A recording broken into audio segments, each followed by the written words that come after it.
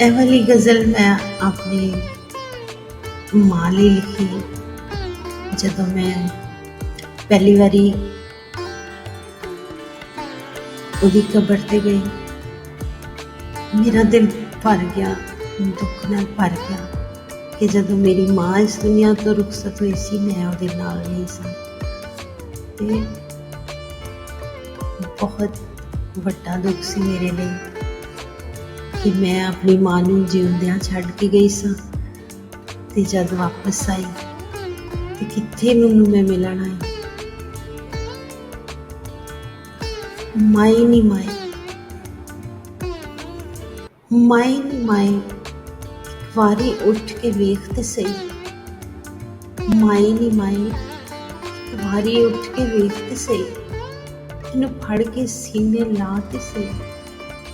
ਮੇਰੇ ਹੌਕੇ ਤੈਨੂੰ ਸੁਣਦੇ ਨਹੀਂ, ਮੇਰੇ ਹੌਕੇ ਤੈਨੂੰ ਸੁਣਦੇ ਨਹੀਂ। ਮੇਰੇ ਅੱਥਰੂ ਡਿੱਗਦੇ ਵੇਖ ਤੇ ਸਹੀ। ਚੱਲ ਉੱਠ ਨਾ ਮਾਏ, ਚੱਲ ਉੱਠ ਨਾ ਮਾਏ, ਕੁਝ ਗੱਲਾਂ ਕਰੀਏ। ਵਿਛੜਨ ਦਾ ਦੁੱਖ ਪਿਆ ਠਾਠਾ ਮਾਰੀ। ਮਾਈ ਤੂੰ ਇਹਨੂੰ ਰੋਕ ਤੇ ਸਹੀ, ਉੱਠ ਕੇ ਮੈਨੂੰ ਪੁੱਛ ਤੇ ਸਹੀ।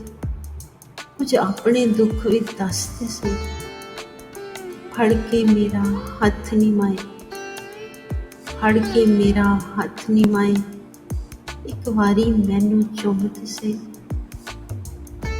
ਵੇਖ ਪਈ ਰੂਬੀ ਤਰਲੇ ਪਾਵੇ, ਵੇਖ ਪਈ ਰੂਬੀ ਤਰਲੇ ਪਾਵੇ।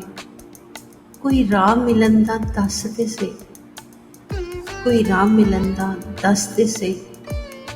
ਮਾਈ ਨੀ ਮਾਈ, ਇੱਕ ਵਾਰੀ ਉੱਠ ਕੇ ਵੇਖ ਤੇ ਸਹੀ।